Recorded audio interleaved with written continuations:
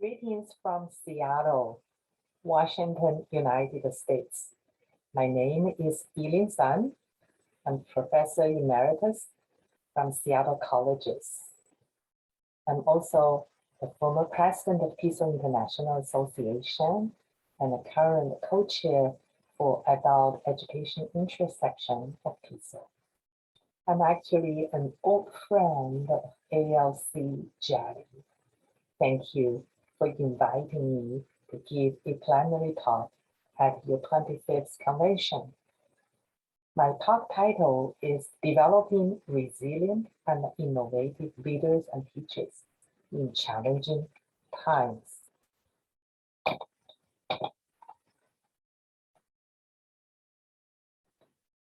As I mentioned, I'm an old friend of ALC Jelly. Back in 2015, I was here in Havana in person at your 2015 convention. I had a wonderful time with all my Cuban friends. And to this day, I still have fond memories of everything I did. I was the first, I believe, ELT educators from the United States after President Obama normalized the diplomatic relationship between Cuba and the USA. I look forward to another opportunity to come back to your beautiful country. So let me start my talk. Thank you, everyone. Today in my talk, I want to address these 3 talking points. The first is impact of the pandemic on education and implications directions for educational leadership and teaching practice. Second one, I'm going to propose some actions for change and then suggest some critical skills and strategies that we need to have during challenging times. Also in English language teaching field. As we know, COVID-19 pandemic has significantly changed the way we live and work. It has significantly changed the way we teach our students. Students have all been forced to learn online or remotely, now doing hybrid.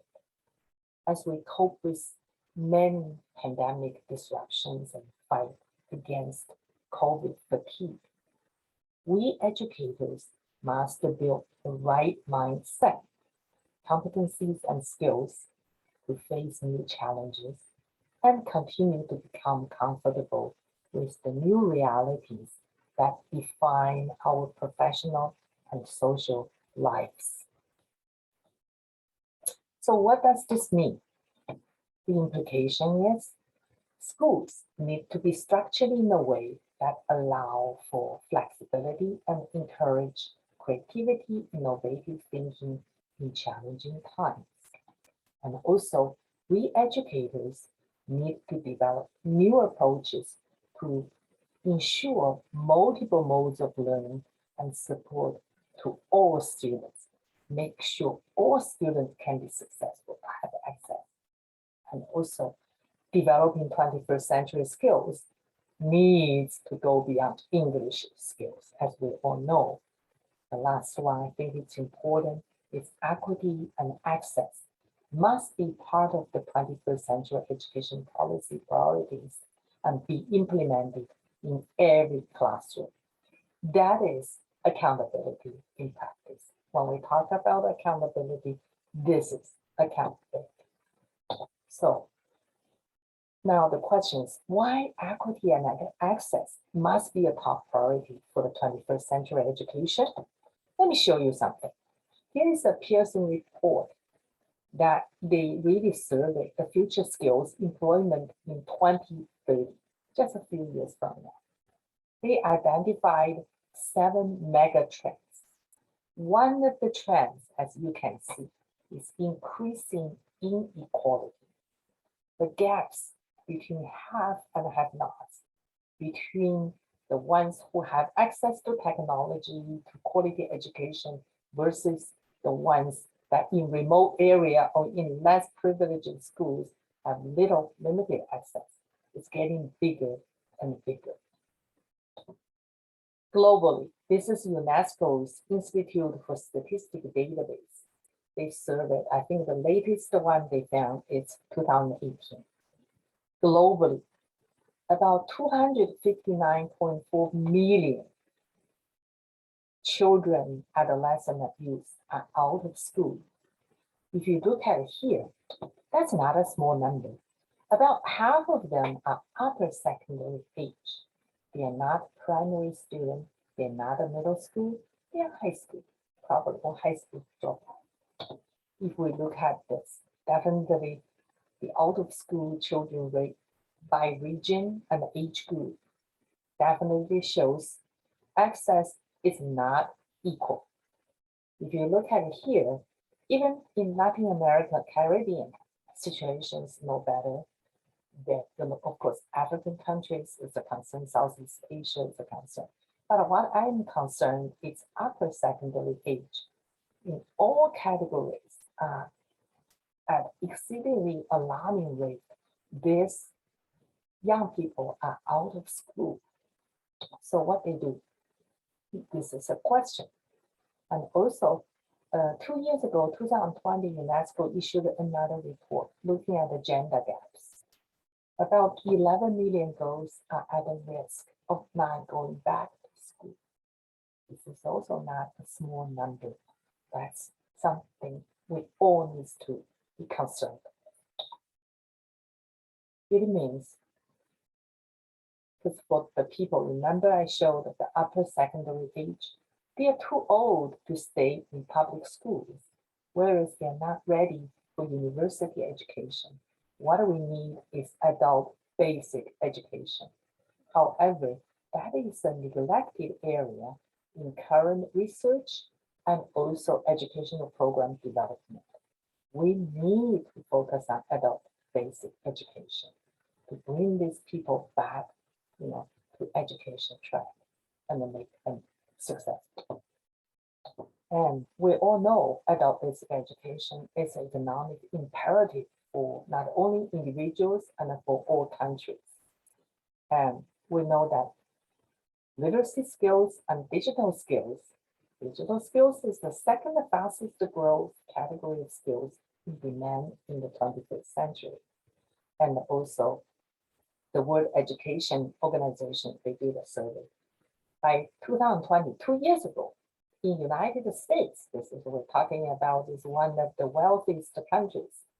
65% of all US jobs required educational training beyond high school, but only 59%, or 59 million out of 166 million adults have high school education or less. It's a concern, and also need for higher education. We know just adult education is not enough in this competitive world and a fast growing technology-driven new knowledge economy. We have to have higher education, encourage young people to get higher education. And also importantly, I love this one. It's from the book, A Vital Role of Digital Leadership in Transforming Education. We need a curriculum that re-emphasizes digital strategies and that reflect the rapid innovation and also reflect the organizational transformation. And that's what we need, the curriculum. However, the need is not equal to access, and the access is not equal to equity.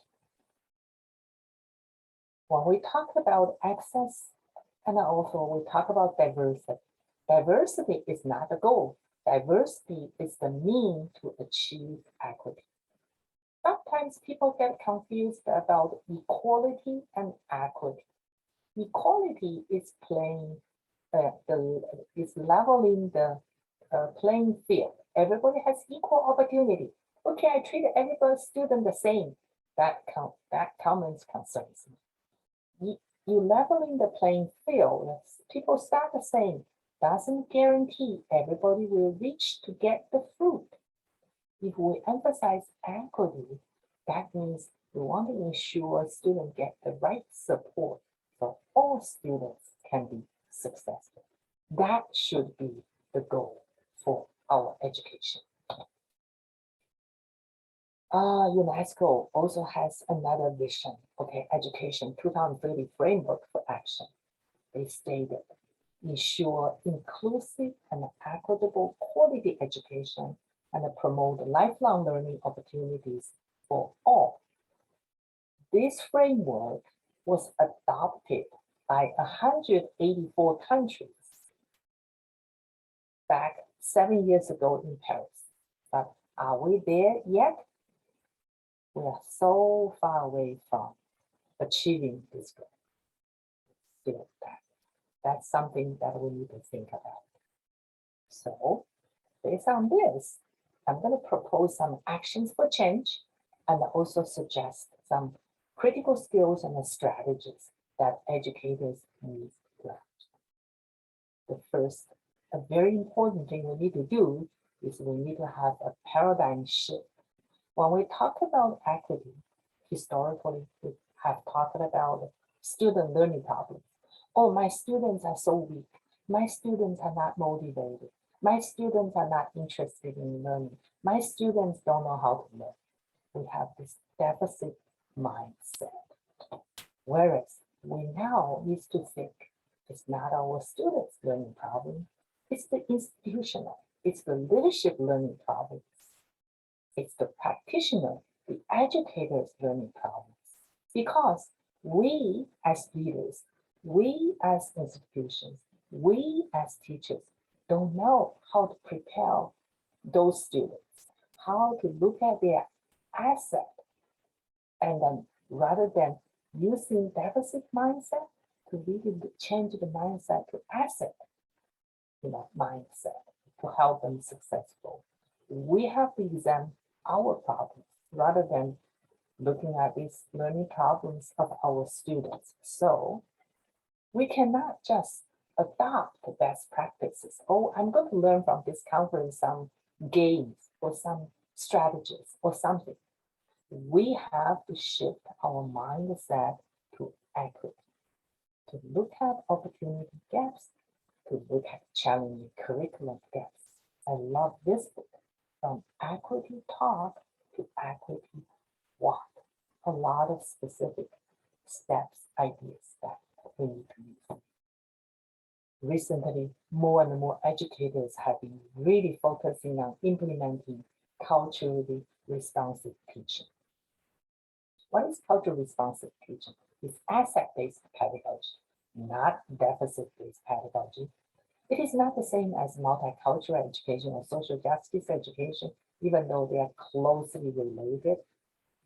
Culturally responsive teaching is about building students' learning power and brain power by improving information processing skills using cultural learning tools. It is grounded in social and cognitive neuroscience. These are the 3 books that I love. I highly encourage you if you can get them, really get these 3 books. A lot of great ideas on how to teach our students to use asset-based pedagogy in teaching. One of the important components for culturally responsive teaching, we call it the CRT, is to build a student academic mindset. Competency precedes confidence. There are 4 components for academic mindset. My ability and competence grow with my effort. The harder I work, my ability and competence grow with it. I can succeed at this. I am the college material. I belong to this academic community. And also students clearly recognize the work I do at the school has value for me. But how can we cultivate that? How can we make our learning students see close relationship? There are some things that we need to work on. And also, this is not superficial kumbaya, food, costume, or holidays.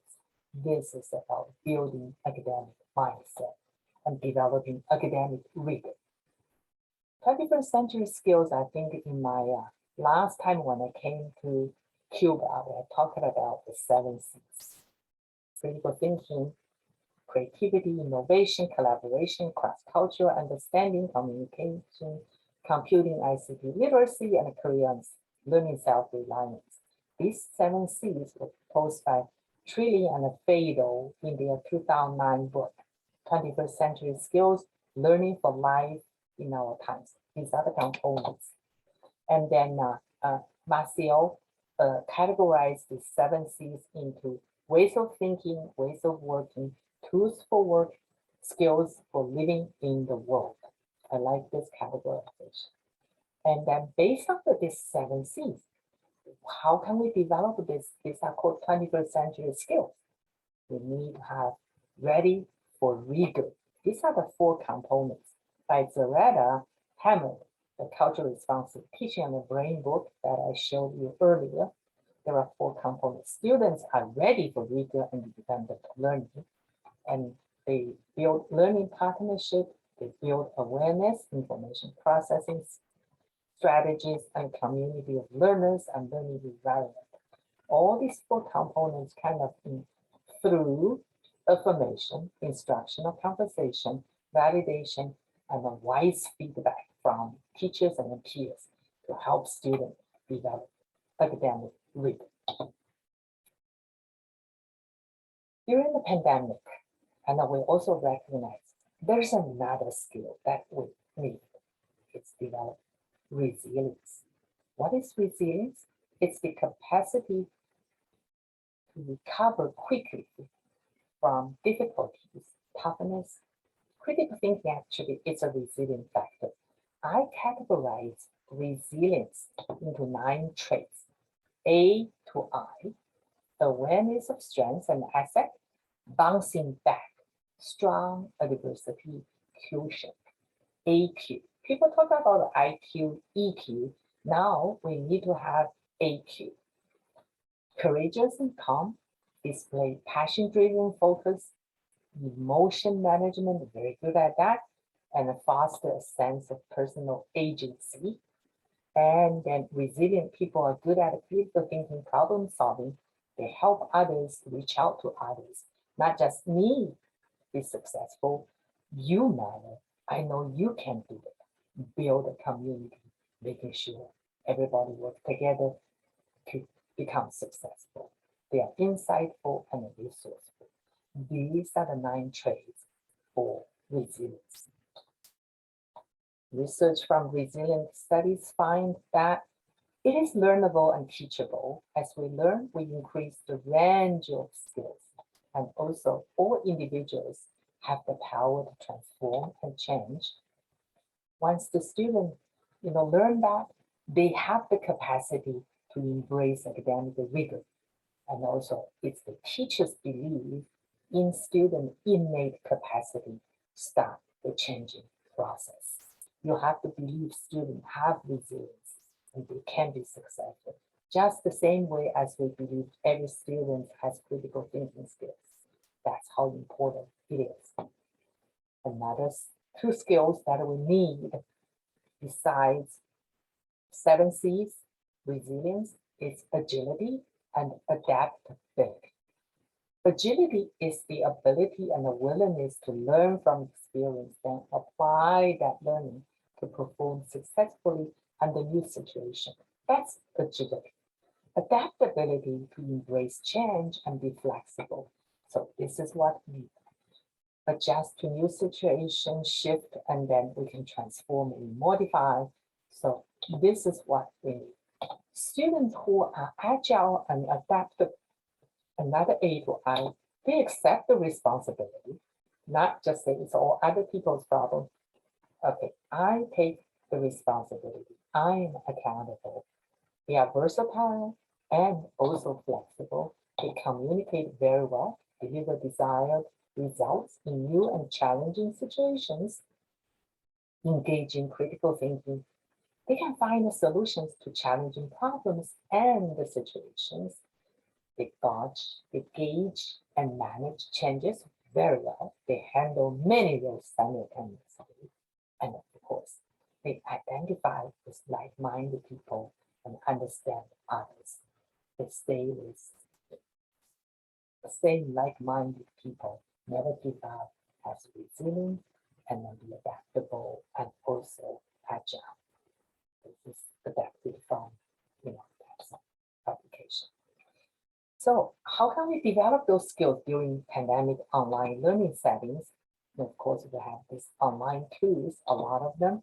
I know in Cuba, we don't have Zoom, but we have Google Meet, we have WhatsApp, and we can use gamification, we can use music, YouTube video is available, a lot of tools that we can use. And also to develop resilience, what I do with students is create like one activity that's fun for English language learners, is create a Diamante poem. This is the conventional format: noun, adjective, adjective, verb, verb, verb, and then 4 noun, 3 verb, 2 adjective, 1 noun, going back like diamond. So this is a creative format. Here is a poem that my student did, sample student work, and then during the pandemic. Resilient me. Me, cheerful, dreamful, study, work, socialize.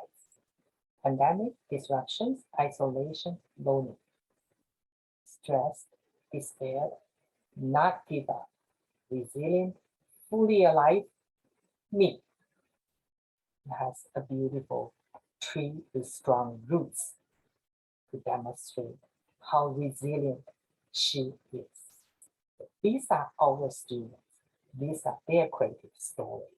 And I'm sure you can have your students be creative and create a poem like this. Here is also my faculty. I organized before my retirement, I direct the faculty development program for our entire college district. In summer institute, that's what we organized, and we do the main tag activity using Padlet, a dynamic meme. I was so touched by powerful stories and the powerful images my colleagues, the faculty members, showed through this main tag activity. You can also do that with your students. And then to develop agility, adaptability, and then that's something that you can do too. And create a situation, individually or group, where students must adapt to a given problem and provide a variety of tools to solve new problems and offer opportunities to create new ways of doing things rather than the conventional way. I don't accept just one answer. There are multiple ways to do things to solve. Using project-based learning activities to encourage teamwork, games. Here are some websites to promote agility, adaptability, and then so you can use that. And here are more encourage questions and questioning techniques. Really encourage students asking questions, especially ask thought-provoking questions. Really demonstrate that critical thinking. That should be another workshop that we can do next time. And design rigorous project-based learning and service learning projects. And I do training on PBL and service learning. So yeah, but we don't have time today. Here are some of the components about how the project-based learning really focus on 21st century skills as a core to help us, and also connect real world and then core to learning and academic research. There are multifaceted assessment, student-driven, and then structured collaboration. It's wonderful. Here are some examples that I work with incorporating project-based learning in integrated digital English language acceleration program and service learning that was funded by Gates Foundation. We have immigrant refugee students with limited not only English skills, but also literacy skills. But at the end of the program, they were able to do presentations using PowerPoint and doing research online and really develop a high agency and leadership skills, you name it, presentation skills, and then they advocate for what they do it was so inspiring. I learned so much just from working with this group of wonderful, wonderful students who do service learning and then help college community to raise the sustainability, recycling, and all these other issues.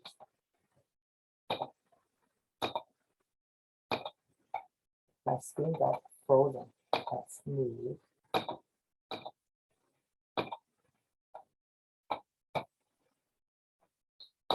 Okay, another one strategy is writing across curriculum. It's called a RAFT. RAFT stands for Role, Audience, Format, Topic. If you have not heard about it, I'm going to introduce you briefly about RAFT. It's a highly engaging, higher level strategy that encourages writing across curriculum with critical creative thinking. It's a way to encourage a student to assume a role. Let's say if you're a flower, and then or a body part or vaccine or anything that you want, or school, you consider your audience. A flower talks to a tree, a body part talks to a doctor, vaccine talks to virus, a school talks to a park, and a write in a particular format. It can be a report, a letter, a poem, and then you can examine the topic from a relevant perspective. In this way, you give students choices and that appeal to their interest and learning problem. Here is the template that I use for students to do RAFT writing. They love it. They are so creative. RAFT not just only for writing, you can do math too. Okay, all pizza is not created equal. You can look at equivalent fraction, fraction mixed numbers, improper fraction, mixed numbers, subtraction, whatever. And you can use this with RAFT as well. Assume a role, an audience, format, and topic. I briefly shared some of the strategies today because of the time constraint. I'm going to share a framework for effective leaders and educators. What are the effective leaders and educators do? First, they advocate for student success. They are effective facilitators and transformers of learning, and also they are good decision makers. Sometimes we teachers will have to make tough decisions and maybe unpopular decisions, but if it's for student success, we need to take the risk, make that decision.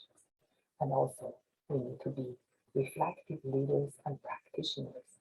Reflect on what we have done, reflect on what is going on in the classroom, in the school, in the community, in the world. In that way, we really have to strive to become constructive social change agents. These are the effective leaders and educators. How they behave? They think beyond institutional disciplinary boundaries. Think beyond, not my school, not just my classroom. We have to think globally and act locally. I'm highly committed to access, equity, diversity, and inclusion in education. Embrace and encourage curiosity, creative problem solving, and innovation. And they shape a strong vision and inspire others. They have vision and they are, inspiring. They always get others on board with them. Reimagine and experiment. When we do reflective leaders and reflective practitioners, that's what we need to do. And then be the teams that win over challenges through collaboration. When you make a decision, of course, you have to be a risk taker and a master of network. Nowadays, more and more people and the leaders have been talking about digital leadership. Okay, that's something we also need to focus on. In that way, we can transform teaching. In order to transform teaching, it needs to start with each of us. This is something that I propose. Traditional approach in teaching really promote low agency. This is what teachers used to do, deliver instruction, teacher lecturing centered classroom learning, focus on classroom. Standard teaching, one size fits all. Learn things to do things. Content memorization focused, value rote learning memorization, look for right answers, teaching segmented curriculum and passive consumption. Whereas transformed approach really promotes high agency, facilitate learning rather than delivering instruction, student learning centered rather than teacher lecturing centered. Learning is everywhere, anytime, anywhere, not just limited in classroom. Personalized instruction, differentiated instruction, not one size fits all. We do to learn, not learn to do. Application focused rather than memorization focused. Encourage curiosity rather than value rote memory conformity. Encourage critical thinking, problem solving, not look for the right answer. Integrating curriculum. English with math, English, science, history, then teaching segmented curriculum, active learning opportunities rather than passive consumption. That's what we need to promote. Here are some of sample publications I want to share with you. Some of them I showed you earlier, my favorite books, and more sample publications about digital leadership in higher education. That's something, and also equity talk to equity walk, and leading in tough times, and these are great books. So I'm going to end my talk here. When we talk about 21st century education in a sustainable world, it is about cultivating equity committed, reflective, resilient, innovative English language teaching educators and leaders. It is about building culturally responsive teaching guided academic rigor to close equity and achievement gaps. It is about integrating post-pandemic strategies and competencies to achieve success beyond the ELT classroom. That's the end of my talk. Muchas gracias. This is my website, and I may post this talk on my website. So here is my talk title, Developing Resilient and Innovative Leaders and Teachers in Challenging Times. And you can contact me via my email. Thank you very much again. Muchas gracias. Thank you. Thank you.